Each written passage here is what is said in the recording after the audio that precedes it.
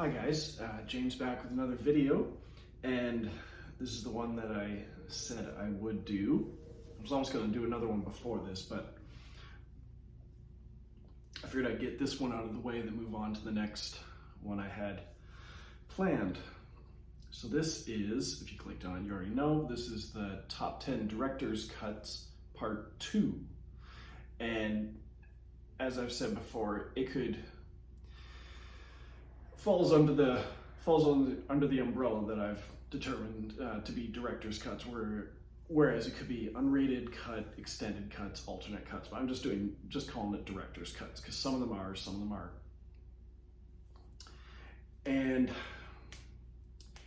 these are the ones that were originally going to be honorable mentions at the end of the director's cut part 1, that I decided I had enough to do a second list, because if I did the honorable mentions at the end of that video, it would have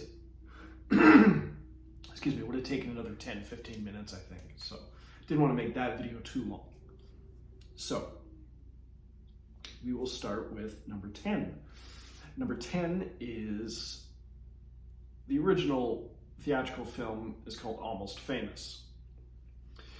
The director's cut, if you've seen it in stores, it's labeled as the bootleg cut of Almost Famous. And when you actually watch the film, I think when the theatrical cut starts, you see someone writing in pencil on a piece of paper, Almost Famous. But the director's cut, or the bootleg cut, or whatever, is actually called Untitled, which I believe was a play on music, because there's several songs out there by numerous artists that listed on the album are actually called Untitled for any number of reasons, none of which I really know. They either couldn't decide on a title, or they just decided Untitled was a good title for it, but a bunch of artists have done that.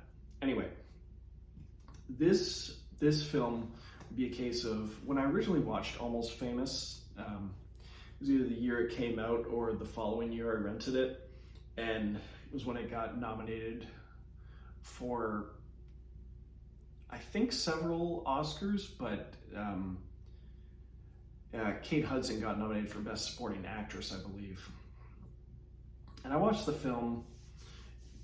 You've got Billy Crudup, Frances McDormand, Kate Hudson, Patrick Fugit. Patrick Fugit is the main guy in the film, and like leader of the band is Billy Crudup, Jason Lee, and Kate Hudson, sort of like the groupie that follows them around, that kind of connects with Patrick Fugit's character. Frances McDormand plays his mom.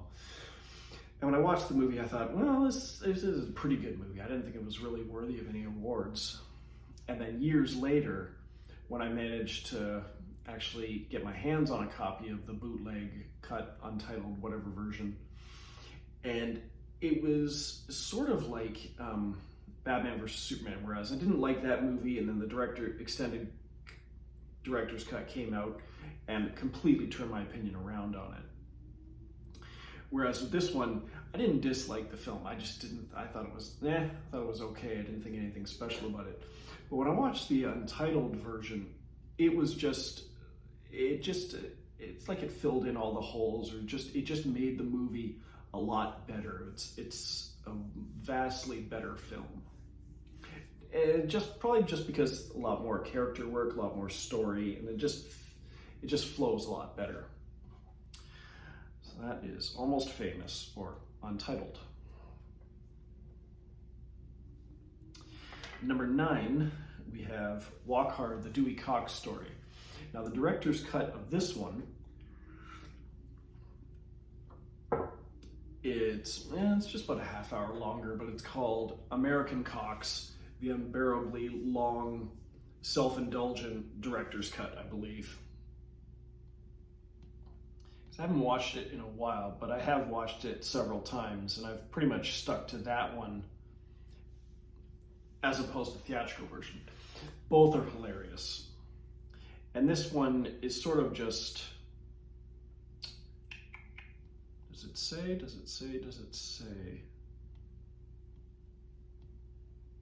It doesn't. Anyway, I'm pretty sure that's what the title is. And there's extra musical sequences, extra scenes, a lot more funny stuff. And even in the montages as he's going through his career.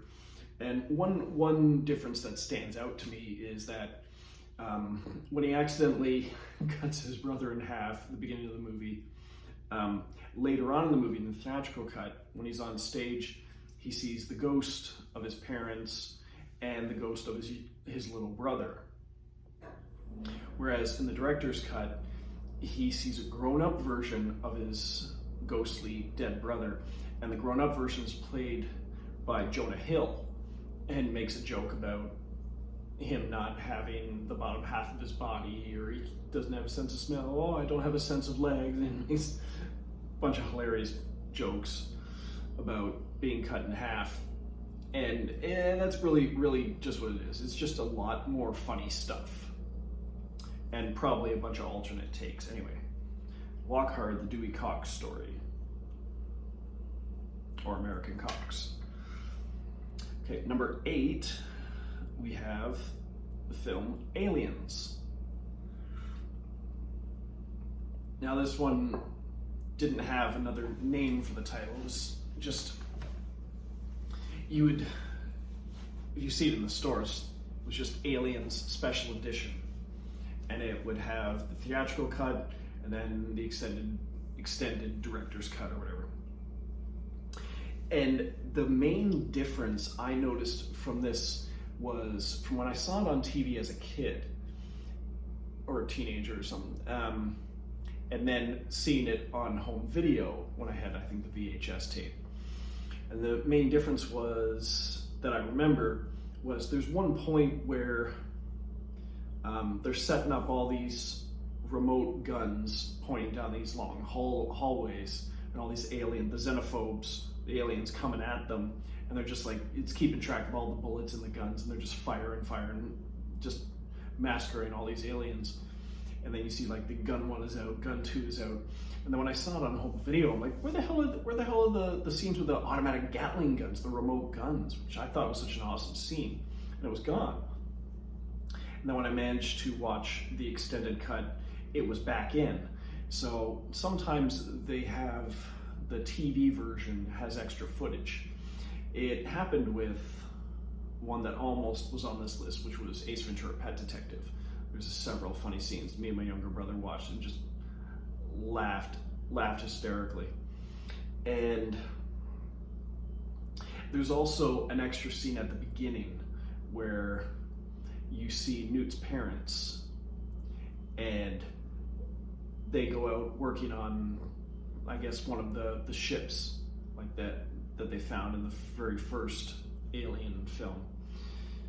And it shows pretty much how Newt came to be an orphan, how her parents died, and then how the aliens got into the whole settlement on that planet, which I believe was the one from the original Alien film. I think it was like LV 482, LV 426, sorry. And then there's extra stuff peppered in there with Ripley finding out what happened to her family, and her daughter grew up and stuff.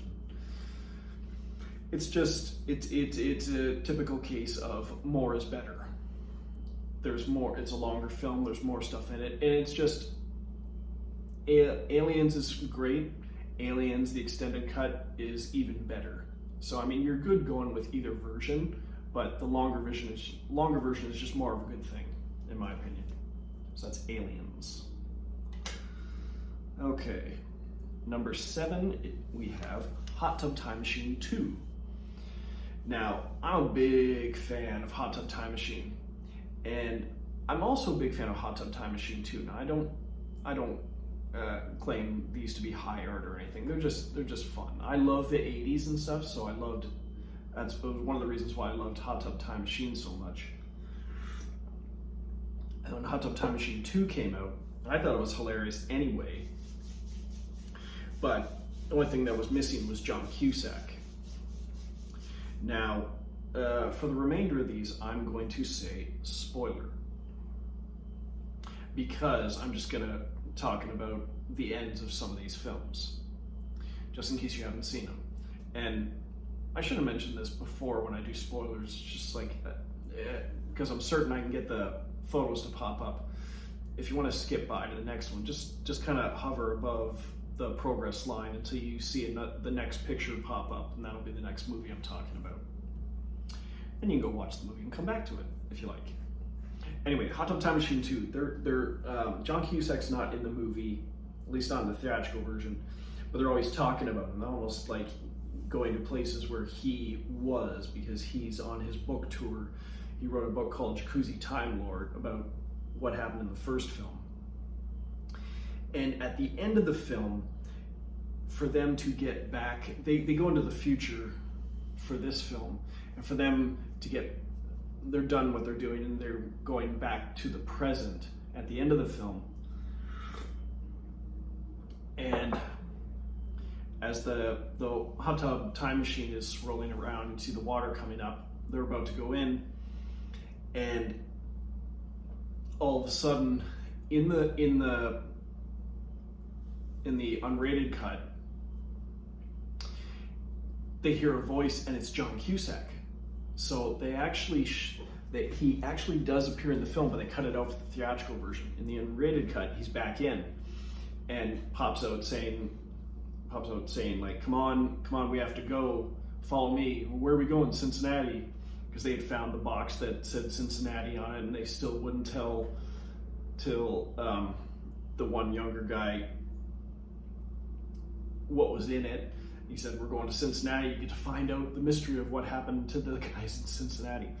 And I just thought it was great. So I really only prefer to watch the unrated version, just because John Cusack's back in there. Both movies are essentially the same, with, I guess, extra nudity or jokes or something in there, but the unrated version has John Cusack. So that's my take on Hot Tub Time Machine 2. All right, number 6, we have Waterworld.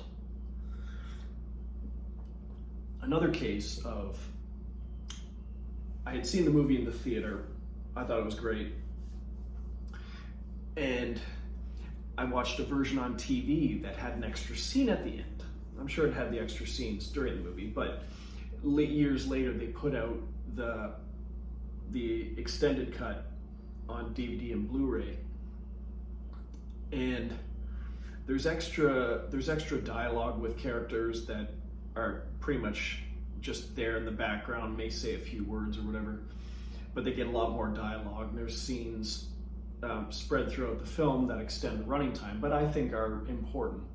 But the main thing is at the end, after I believe Kevin Costner's character gets on his boat and leaves, they're on dry land, the only dry land left in the world that they found, the Promised Land or whatever.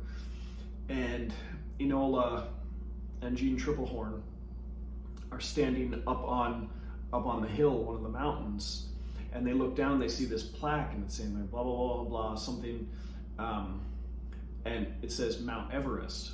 So it's like, okay, well, that makes sense that one of the highest points on Earth is the only dry land left, because it just looks like a regular island, but it actually was the mountain.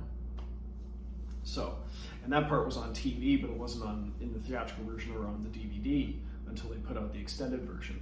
So that just like Ace Ventura was the TV version, which was different than the theatrical, but ended up being the extended cut. So that is Waterworld.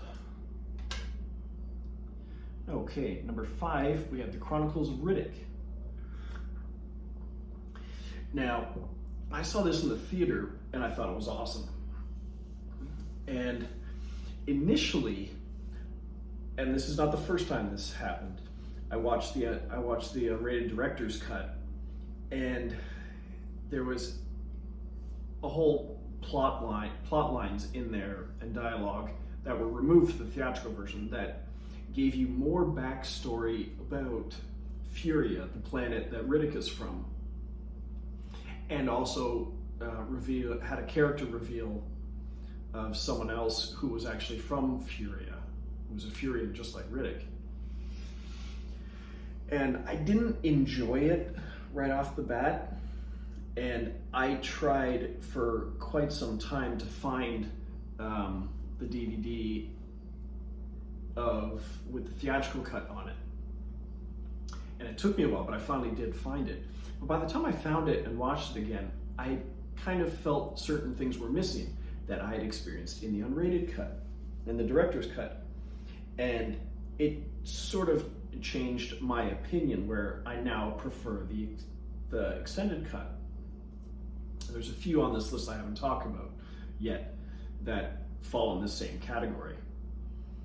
And it's yeah, like I said, it's plot line, it's scenes throughout the movie that I think are now essential to the plot, including stuff at the end. And yeah, if it's almost the only version you can find out there, just like the unrated version of the X, which is not the version you should watch, in my opinion. But yeah, it's now my preferred version of the Chronicles of Riddick. Okay, number 4, we have the Expendables, the original one from 2010. Love this series, love this first movie most out of the 3. And lots of violence, lots of action, swearing, blood and guts. It's awesome. It's a great guy movie. And the theatrical version is great. It's just like Aliens. It's great on its own. But the director's cut is even better, because there's one single bit of a scene that shows you with Dolph Lundgren's character sneaking onto the plane that Sylvester Stallone flies to that island for their mission. And I believe in the theatrical cut, that version was missing because he just shows up there. You wonder how he got there. It's just one little thing, him sneaking on the plane. It's like, oh, well, or sneaking off the plane. It's like, oh, well, that's how he got there. He followed them. But there's also a scene at the end when the majority of the action kicks off, like explosions, kicks off. And it's just background noise or score or whatever in the theatrical version. In the director's cut, the Diamond Eyes song by Shinedown, the one that plays during the trailer, which is an awesome song. But it kicks in when the action kicks in, and I thought it just worked perfectly.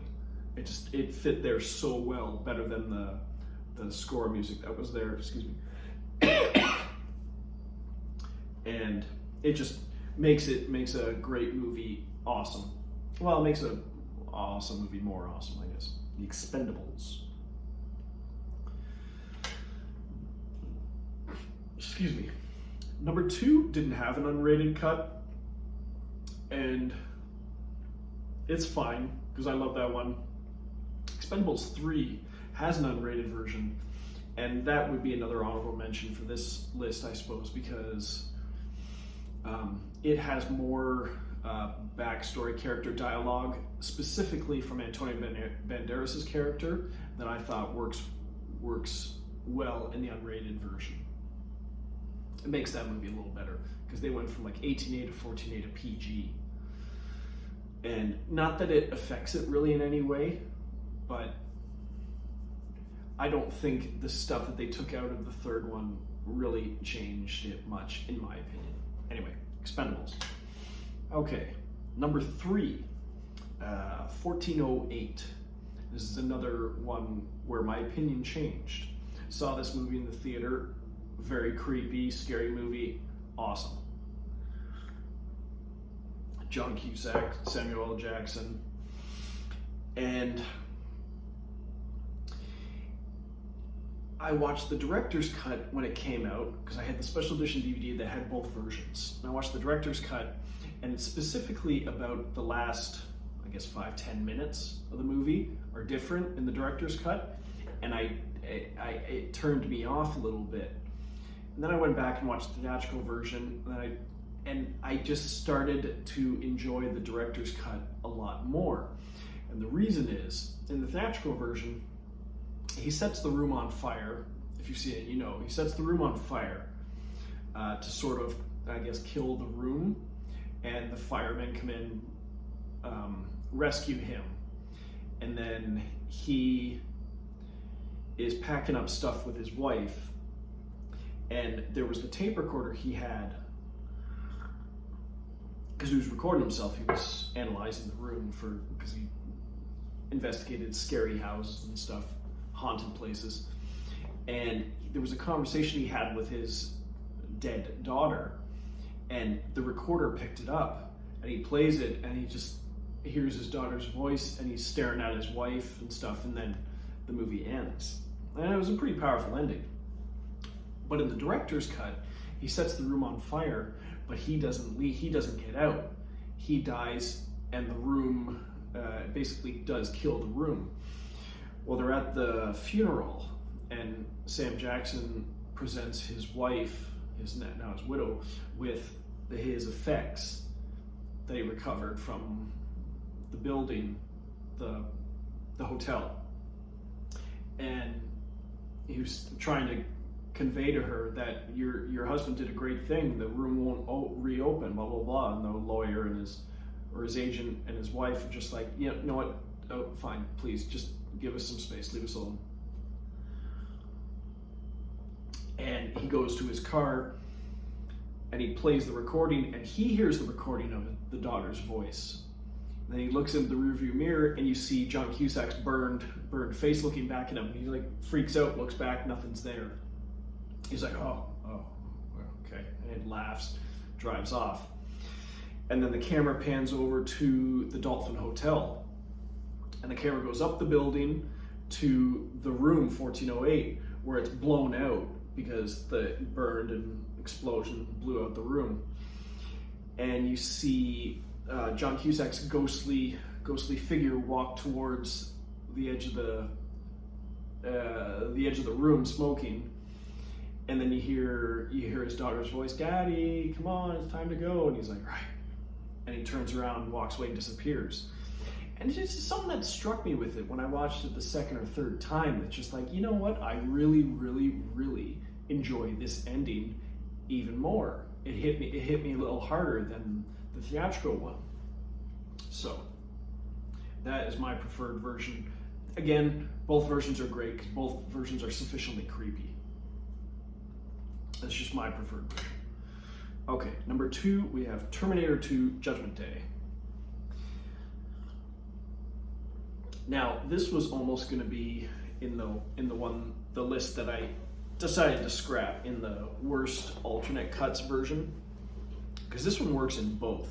The theatrical version of Terminator 2 Judgment Day is awesome, a classic. When they put it out on VHS, they had this gold box, 2-disc set, and it was the special edition. And what the special edition does, it gives you more character development with Arnold Schwarzenegger and Edward Furlong, and like where they take out his chip and they do something to it, and so he's able to. His brain's already a learning computer, but they make one change to allow him to become more human, I suppose. And it's the scene where like they take out the chip and Linda Hamilton is about to smash it, and he's like, no, don't do that. And they put it in, he's like, what took so long? Oh, nothing. So there's more of that character development for the T-800. And there's also a scene before they break Linda Hamilton's character, Sarah Connor, out of the psych hospital, where she wakes up and she's having a dream. And Kyle Reese comes to get her. And it's like, oh, wow, it's Kyle Reese from the first movie. And it was just a great, great scene to have him come back in a cameo. And that's essentially the only real differences that made a great movie even better.